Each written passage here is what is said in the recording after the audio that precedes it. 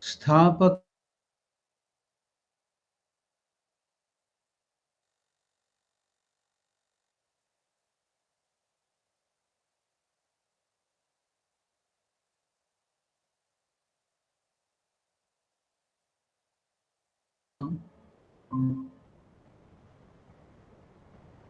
Namaskar to all of you. Welcome to the study of the lives of direct disciples of Sri Ramakrishna.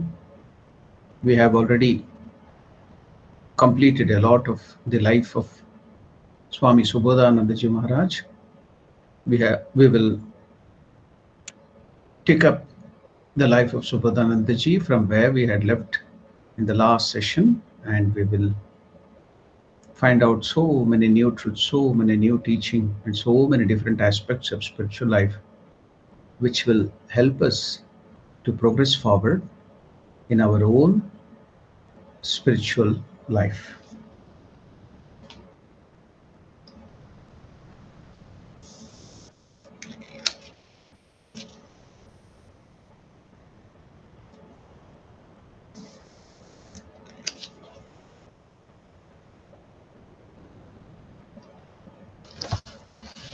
Swami Swatmaramananda followed a daily routine.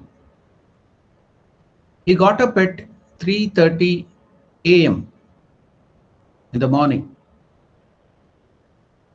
Then after washing, he would go to the shrine at 4 a.m. and bow down to Sri Ramakrishna. Then until 9 a.m. he would sit either on his bed or in a chair on the upper eastern veranda facing the Ganga. His calm appearance indicated that his mind was roaming in a mysterious realm. After tea, he would take his bath and then go to the shrine to bow down to the master. Until lunch, he would read some scriptures, especially the Puranas. So Puranas are the scriptures which have been recorded seers and the saints. They are much later scriptures after the Vedas. So now you could see then when the great rishis and munis would be performing the yagnas, it would go for days and months and weeks. Yaga, yagna, havana.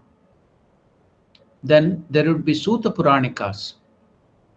There were some rishis who would narrate the stories of great people, the stories of great saints, gods and goddesses, and that has been recorded to form the Puranas. What is the meaning of Purana?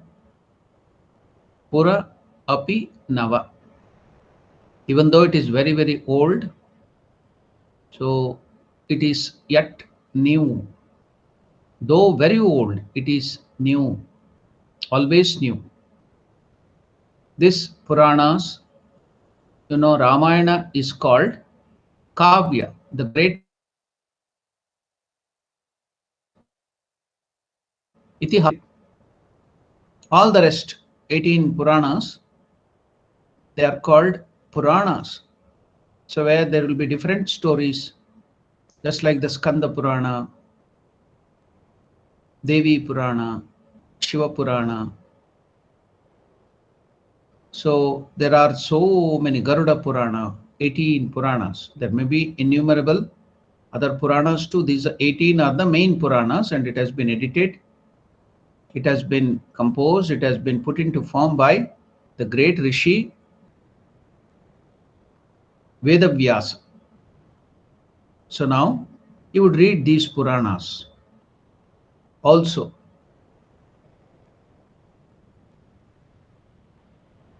sitting on an easy chair, facing the Ganga, he would do this.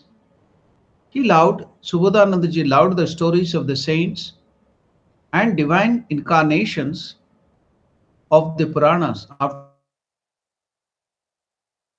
6 months, In the afternoon, he would go for a walk, and in the evening, he would sit quietly until supper. He did not like monks to misuse time in chit chatting and gossiping. It was not his nature to give unwanted advice to anybody. If anyone asked spiritual questions, Subodhanandaji would answer in a simple way. One day, he said to a devotee,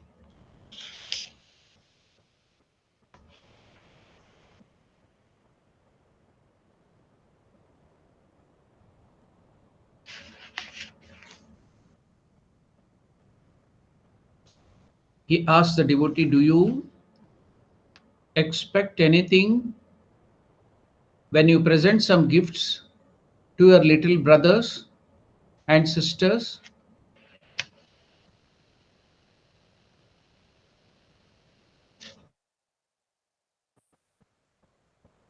Focus now. Swami Subodhanandaji is asking a devotee how his teachings should be very simple. How should you pray to God? How should you worship? When you do the worship of the Lord, you try to serve Him with so many different gifts and things to the Lord. So how should be that? So now Subodhanandaji is asking the devotee, do you expect anything when you present some gifts to your little brothers and sisters? So now comparing that, he's telling one should love God like that. Say to the Lord, Master, I offer my body and mind, my life and everything to you. Give me shelter at your blessed feet. I don't want anything else. So this is the way you have to offer, you have to give everything to the Lord. Not it. Most of the time, our prayer to the Lord is selfish. Do not worry. That is also very good. But you should know there is something higher than this too.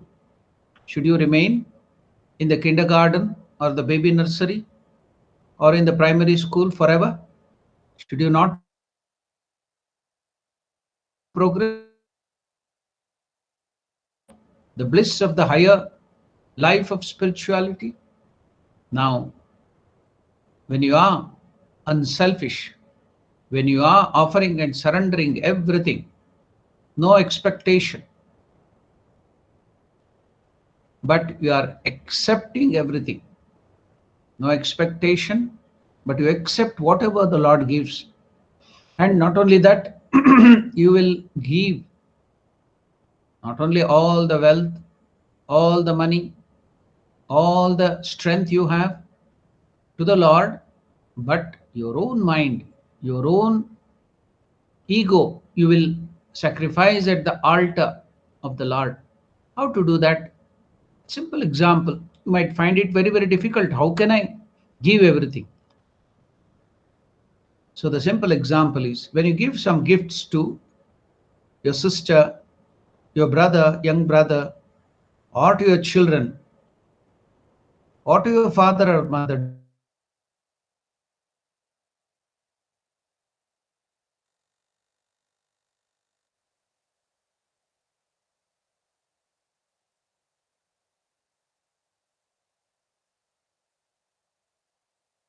The last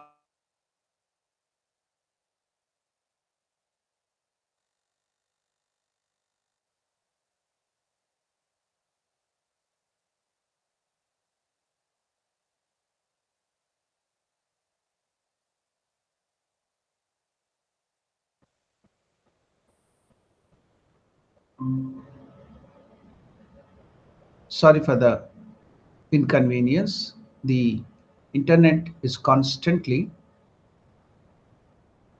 disconnecting. So maybe they are doing some repair work past 2 or 3 days. The internets get disrupted. So you have to bear the company or the problems, we do not know what is happening, but it constantly disconnects. So once in a while, such things will happen. Never mind. We will continue our reading, meditating on the life of Subodhanandaji. Whatever might be the external circumstances, we will not get disturbed. We will go forward. So now Subodhanandaji is telling how to offer everything. Give. Present anything. One should love God like that.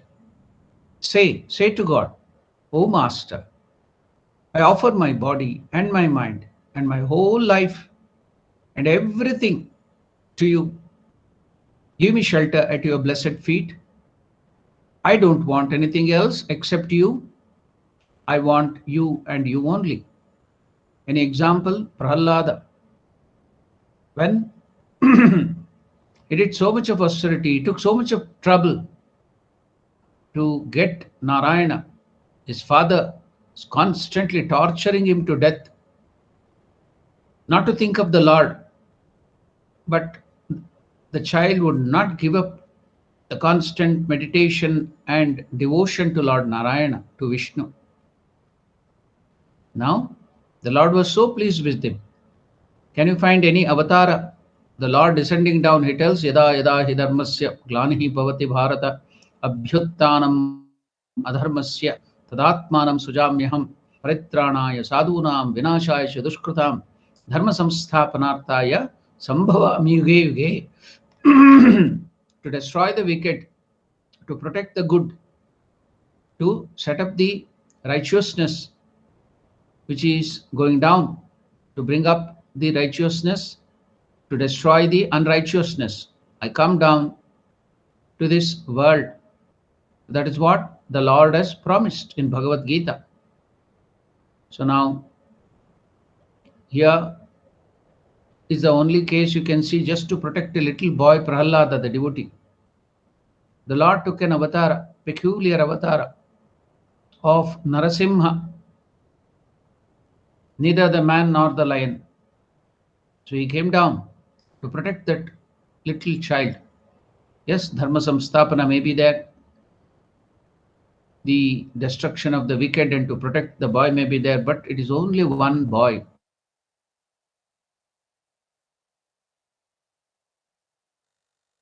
Intensity of devotion, intensity of his selflessness.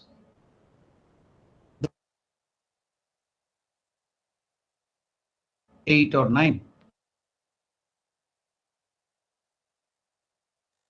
So,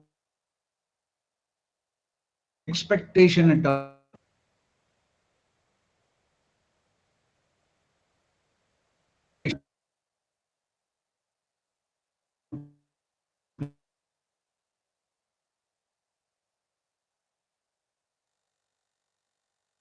For our selfish enjoyment.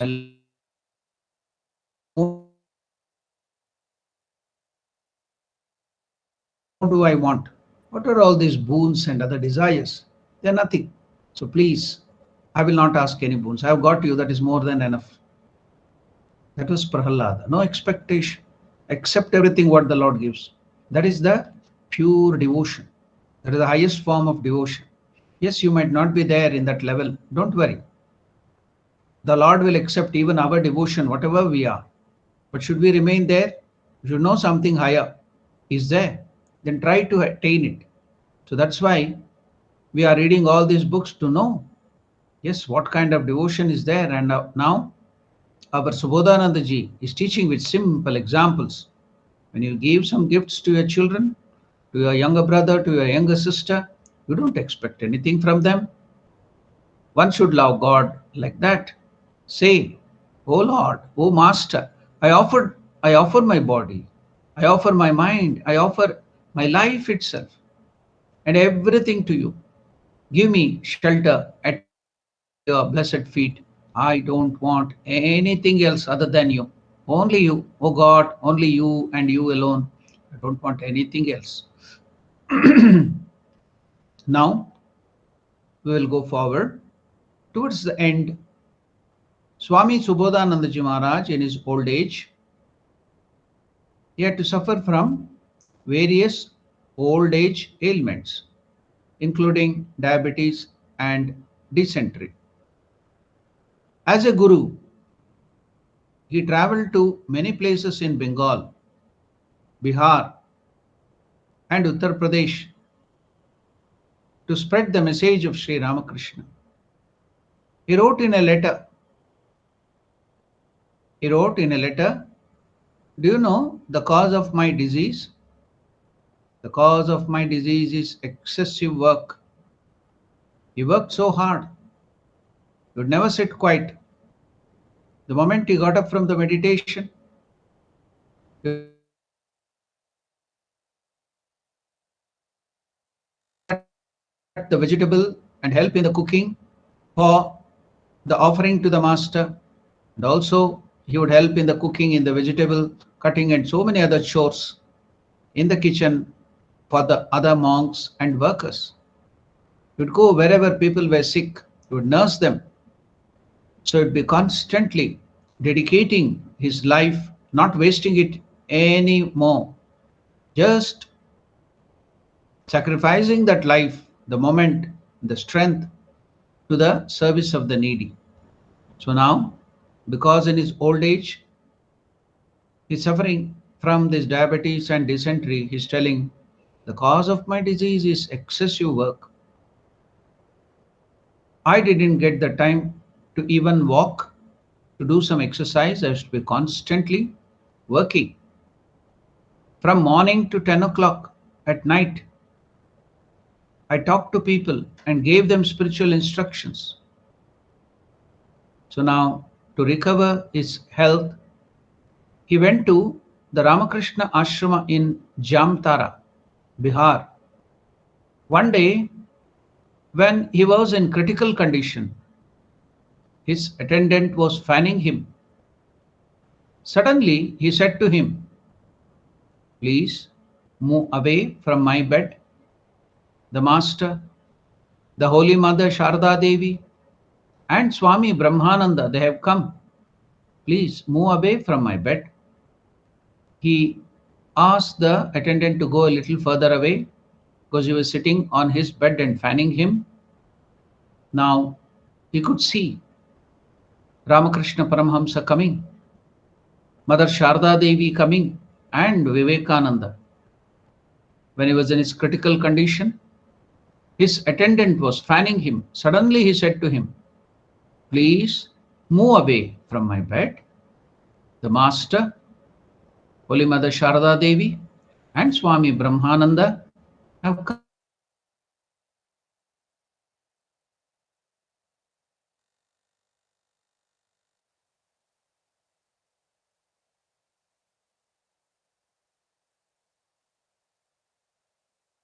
Leave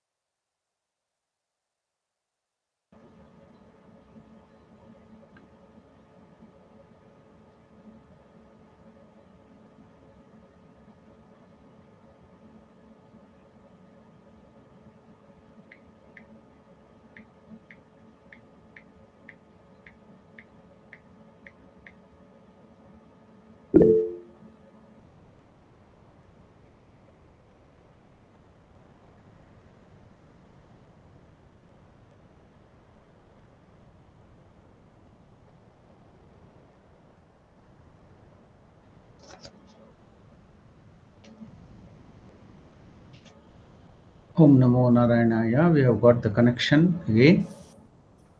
We will continue. I think this will happen again and again.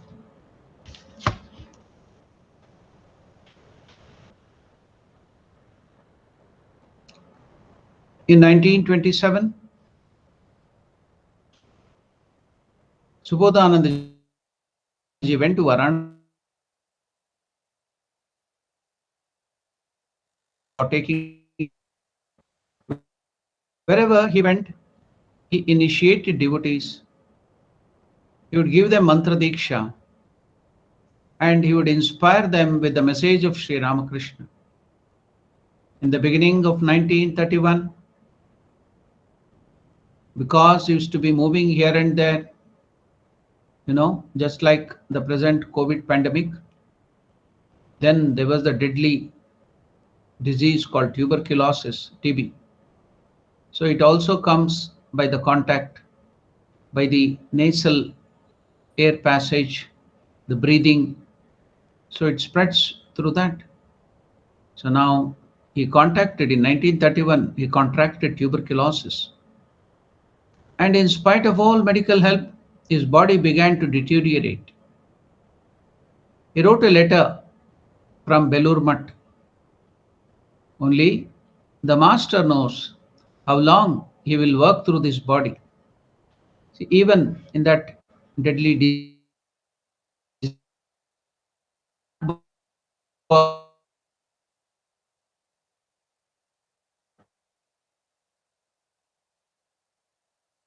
to Ramakrishna, long work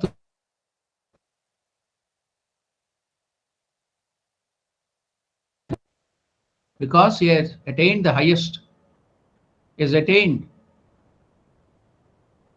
the Parabrahma, the Brahma Gnana. So he doesn't have any expectation. The highest, when you have attained the highest, we will not aspire for the lowest. So you can see the complete surrender. This is real surrender. We call, oh, we have surrendered to the Lord, but there is no surrender at all. So he wrote a letter from Belur Mutt. Only the master knows how long he will work through this body. He thinks that is the instrument and the Lord is working through that body. I have no objection whether my body remains or dies. One day, Swami Shivananda asked the visiting doctor. Now see, if you go to the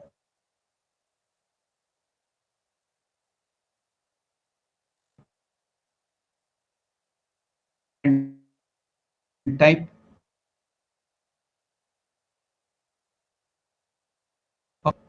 he had bought the camera, big camera, old camera, and recorded the walking of Swami Shivanandaji and Subodhanandaji on the bank of Ganga and in Belur Mutt going to the temple.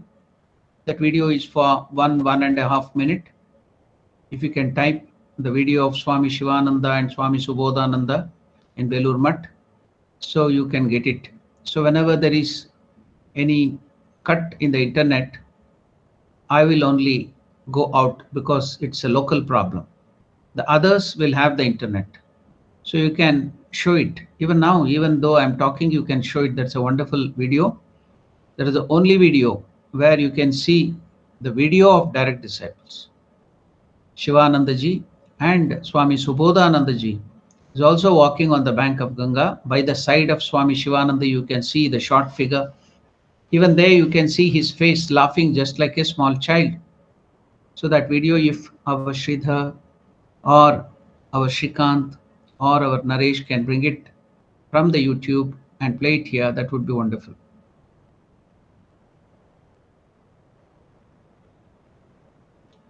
One day, Swami Shivananda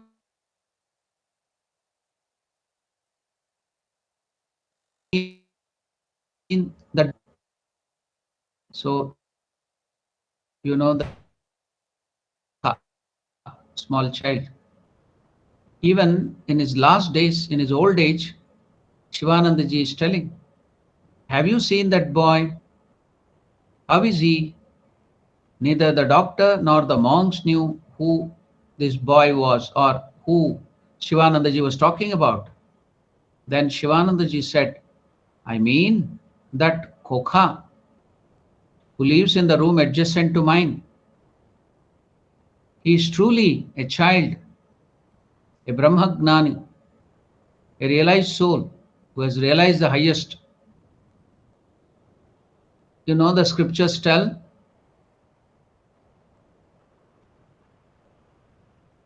they behave like children. They all their activities, not childishness, they become simple.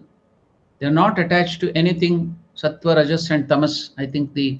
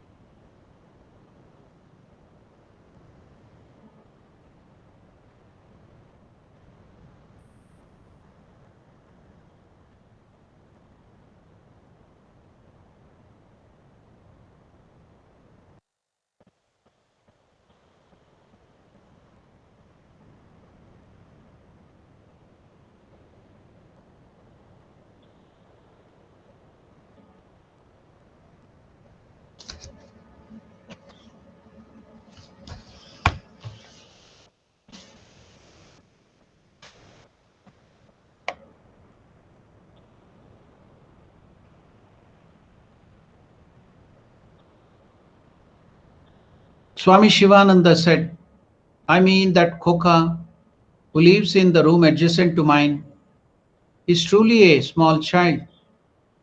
He does not know how to take care of himself. Please check him carefully and arrange for proper medicine and diet. Then Kokha Maharaj was 61 years old.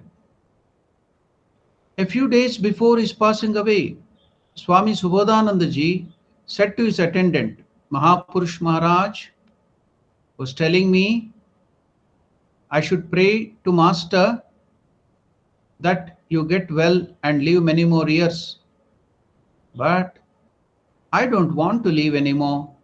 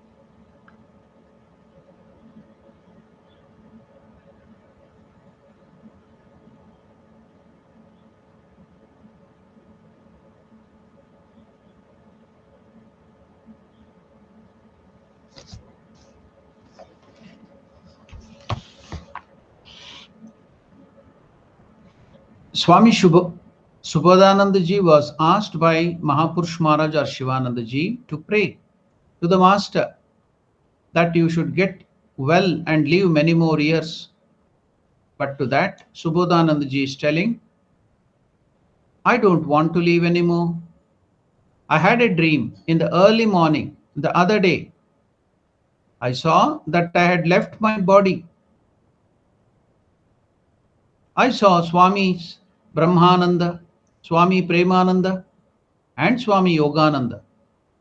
But I don't know, I couldn't see Swami Vivekananda. I asked them, please tell me, where is my Swamiji? Where is my Swami Vivekananda? So all these other Swamis, that is Brahmananda, Premananda, Yogananda, they replied, he is not here. He is far above, absorbed in God. It does not matter that he is far away. I am going to him. So I left to find him. Then my sleep broke.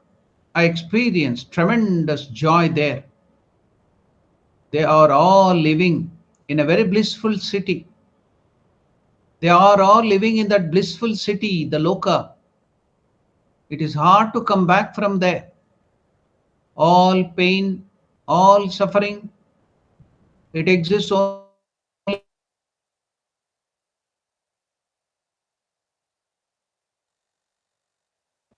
In spite of all his suffering, Subodhananda did not forget what Sri Ramakrishna had instructed him.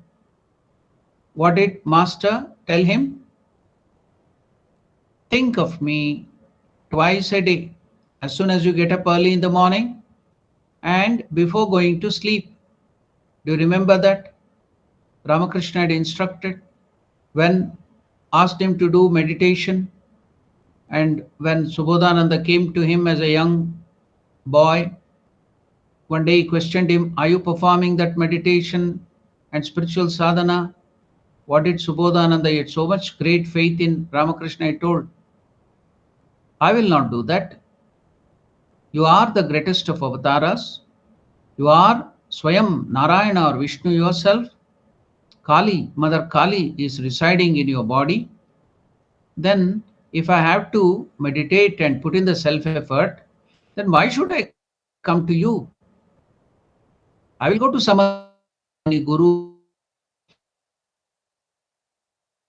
varieties of meditation. Perfectly, Ramakrishna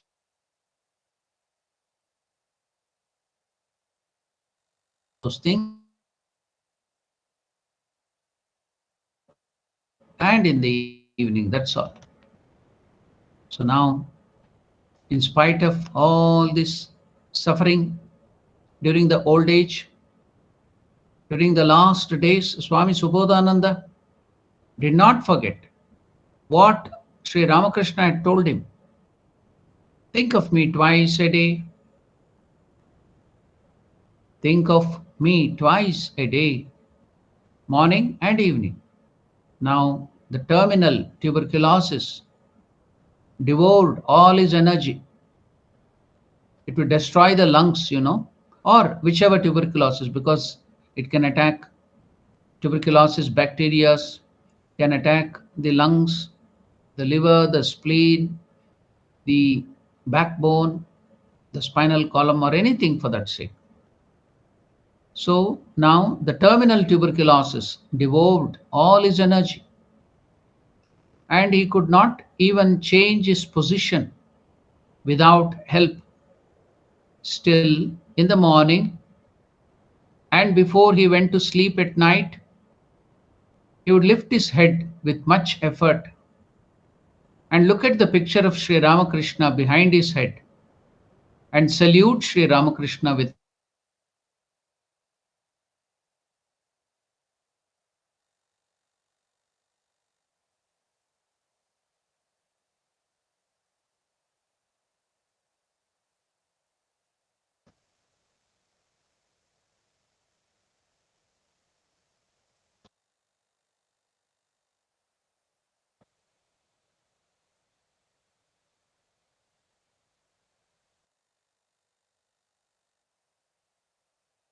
there I can continue. Naresh, is the connection there? Shall I continue? Yeah. Yes, Maharaj, you can continue, Maharaj. Yeah. It was a great scene. It was a wonderful sight to see him, to salute Sri Ramakrishna morning and evening in that critical condition. Still, in the morning and before he went to sleep at night, he would lift his head with much effort and he would look at the picture of Sri Ramakrishna behind his head and he would salute him with folded hands.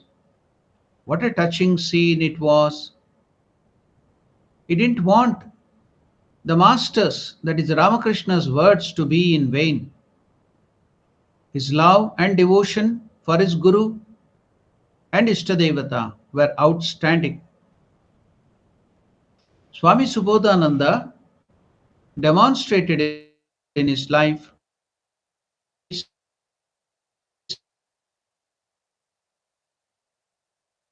different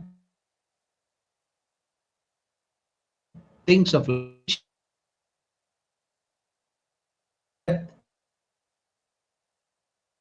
Swami Subodhananda inevitable sick. He could not read the scriptures, so his attendants would read to him the Gospel of Sri Ramakrishna, the Bhagavata. Bhagavata contains the all Leelas of Lord Vishnu in different incarnations, and especially Krishna.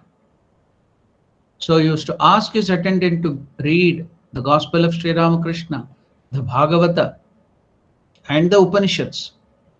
Sometimes, in an inspired mood, Subodhanandaji would say, "The world, with all its enjoyments, seems like a heap of ashes." The world, so that is the reality. He can see that it is so temporary. The world, with all its enjoyment, seems like a heap of ashes. I don't feel any attraction for all these things. Again, Swami Subodhananda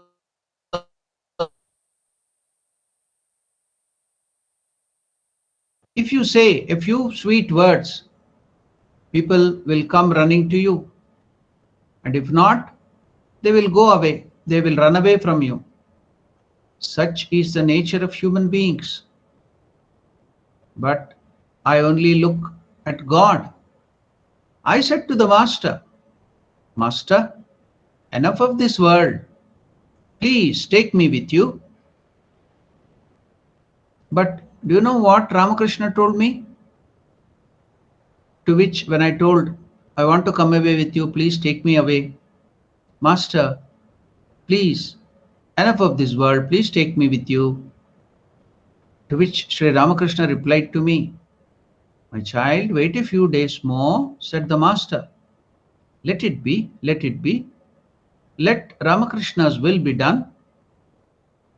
If anybody asked about his pain, he replied, "When I think of Sri Ramakrishna, I forget all physical sufferings. The moment I see, I remember Ramakrishna, all physical pain is forgotten." Swami Subodhananda was fully conscious and cheerful until the last breath. One morning, when Swami Subodhananda came to pay, one morning when Swami Shuddhananda, another young monk, when Swami Shuddhananda came to pay his respect to Subodhanandaji, the Swami asked, that is Shuddhanandaji asked, Subodhanandaji asked Shuddhanandaji, his earlier name, pre-monastic name was Sudhir. So now Subodhanandaji is asking Swami Shuddhanandaji, "Sudhir," which was his pre-monastic name, "how are you?" His body was so weak that it was difficult for him to keep his balance. Students asked, Swami, do you remember the Master, Holy Mother, and Swami Vivekananda? When the attendant questioned Subodhananda, Swamiji, do you remember the Master, Holy Mother, and Swamiji? To which Subodhananda replied, Yes, I remember them all distinctly. How can I forget them? I remember them all distinctly. An hour before his death, he looked intently at the picture of Sri Ramakrishna, and then suddenly his face glowed with a smile. Now, when his face glowed with that smile, a monk asked him, Swamiji, can you see the Master? He nodded his head, yes. He couldn't speak. He told, Yes, I can see Sri Ramakrishna. Then his eyeballs turned from left to right, as if he was searching for someone. And then at 3:05 p.m. on Friday, 2nd December 1932. Now, when he gave up his body in Samadhi, the monks chanted, Jai Sri Ramakrishna, Jai Sri Ramakrishna, Jai Sri Ramakrishna. And that is victory to Sri Ramakrishna, victory to Sri Ramakrishna. And the Vedic mantras were chanted. They all decorated his body with flowers and sandal paste, and they carried the body to the burning ghat at Belur Mutt near the Ganga, where it was cremated with sandalwood, ghee, that is clarified butter, and perfume. The night before Swami Subodhananda ji passed away, he said, My last prayer is that the blessings of Sri Ramakrishna be always on the Sangha, the order, on all the, what is order? It is the Ramakrishna Ashrama. Is it some bit? So the night before Swami Subodhananda ji gave up his life, passed away, he told, my last prayer is that the blessings of Sri Ramakrishna be always on the order, the Sangha. Surrendering himself completely to Sri Ramakrishna. He had conquered death. On his deathbed, he would often say, it does not matter if this body dies. I shall go to Sri Ramakrishna joyfully. And he said, Swami Subodhananda now remained the same joyful little boy, Kokha, throughout his life, the ideal model of a divine child of Sri Ramakrishna. Until his last breath, he behaved, not only behaved, he was a child of Sri Ramakrishna. Now, I will try to take you through to some of the incidences in his life.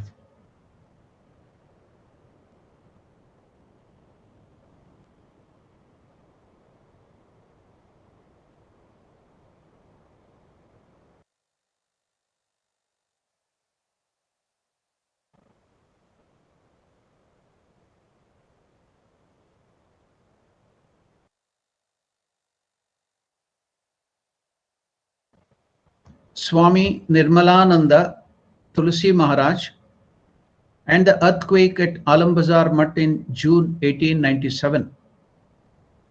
In June 1897, at the Alambazar Mutt, when Swami Subodhanandaji, Kokha Maharaj, began to speak, a terrible earthquake occurred, which devastated the whole of Bengal and Assam. Now, since that earthquake, was still occurring at that time. It was shaking violently, the building, as if it would break down and crumble down. So now at that time, because of the earthquake, all the other sadhus ran out to the street. Though some sadhus, swamis rushed to help Rakhal Maharaj, Swami Brahmananda, who at that time was violently shaken. Because it appeared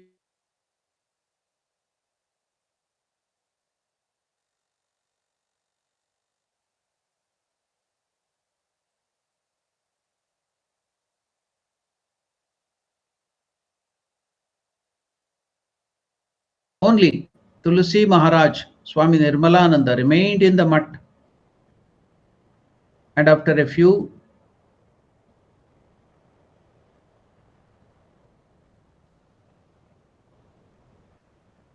moments, when that earthquake, the tremors stopped, the monks returned to find him still in the rectangular courtyard on the ground floor, holding the photograph of Sri Ramakrishna, which was daily worshipped, and the urn containing the relics Atmarama, pressing them against his chest.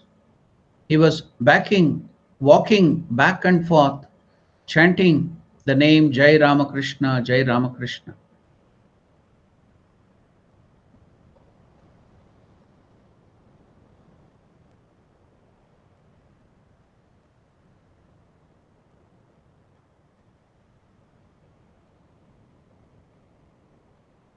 One day, while taking a morning walk,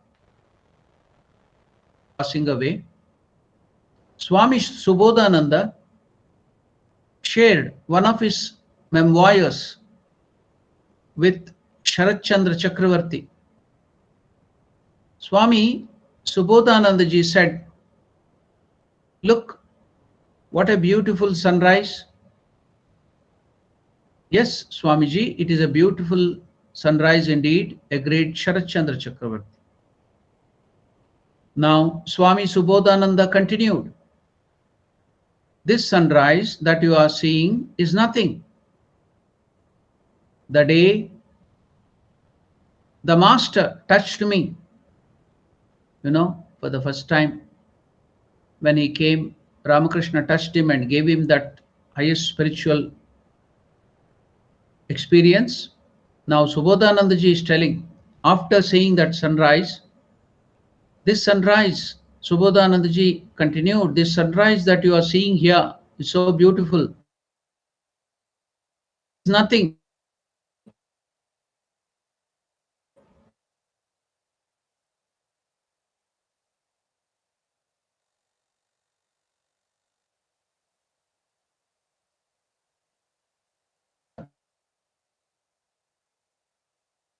Again, it come back. Okay. Shall I continue?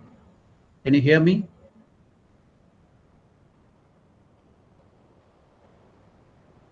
Am I audible?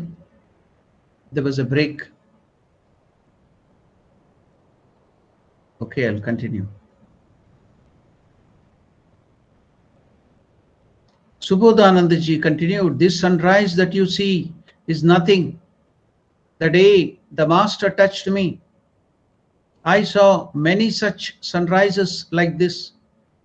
I cannot describe how many solar systems, how many planets and stars I traversed until I finally reached heaven. There I found the Mandakini river, that is Ganga. I took a little water in my hand and then sprinkled it on my head. I saw many divine beings, but I could not completely understand their languages.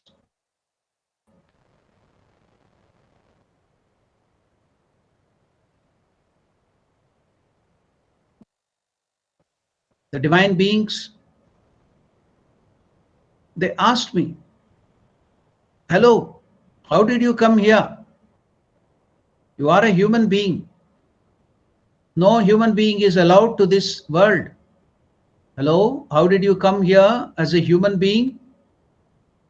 To which Subodhanandaji replied to those divine beings, see, I am the son of that person. I am the son of that person by whose grace you are gods and goddesses. Those gods began to laugh. Now, can you imagine? This is called the ripened ego. Many people ask how to remove our ego, how to efface, how to destroy our ego. So, Ramakrishna Paramahamsa tells, please do not try to kill your ego in the manner you think.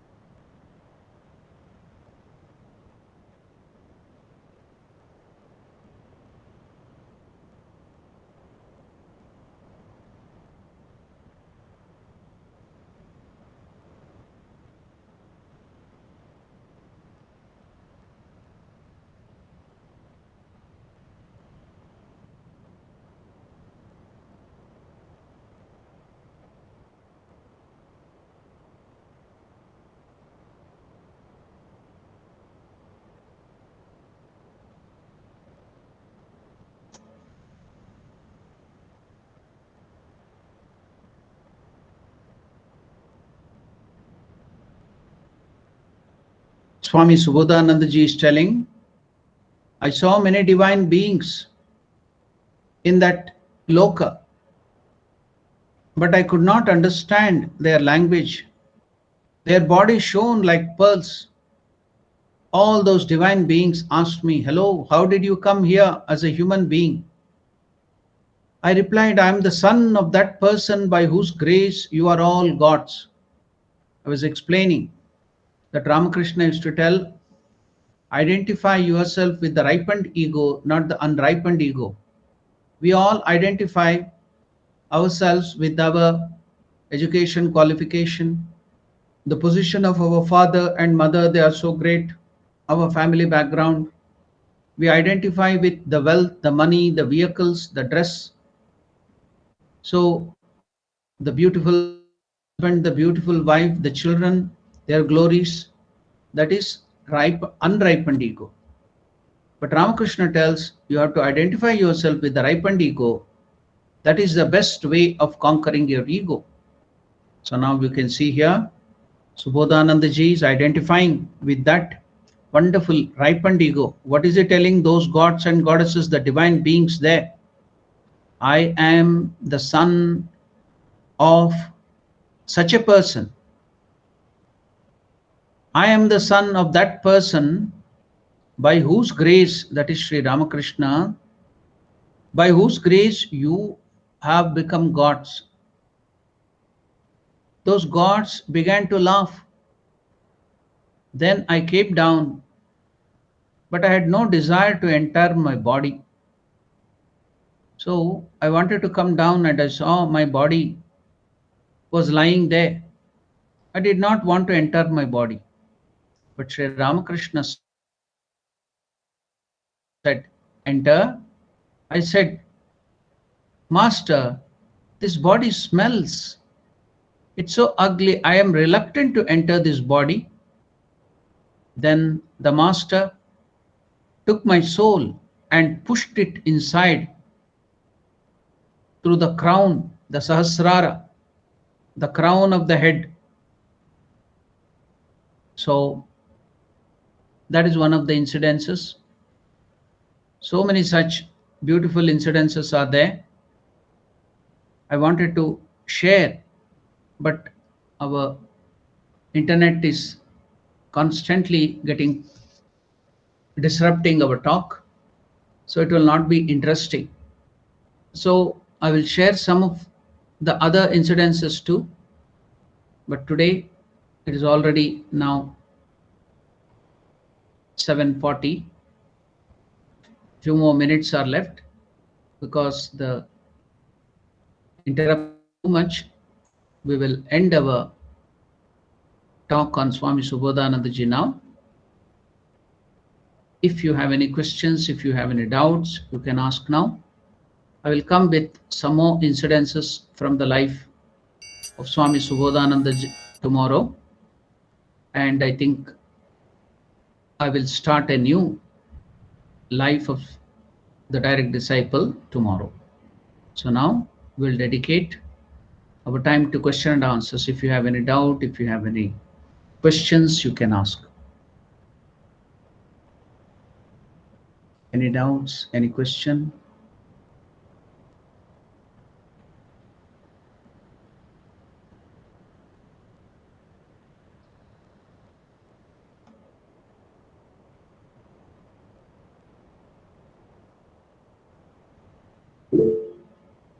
Yeah, if there are no questions or any doubts, then we can end today's session with prayer. Om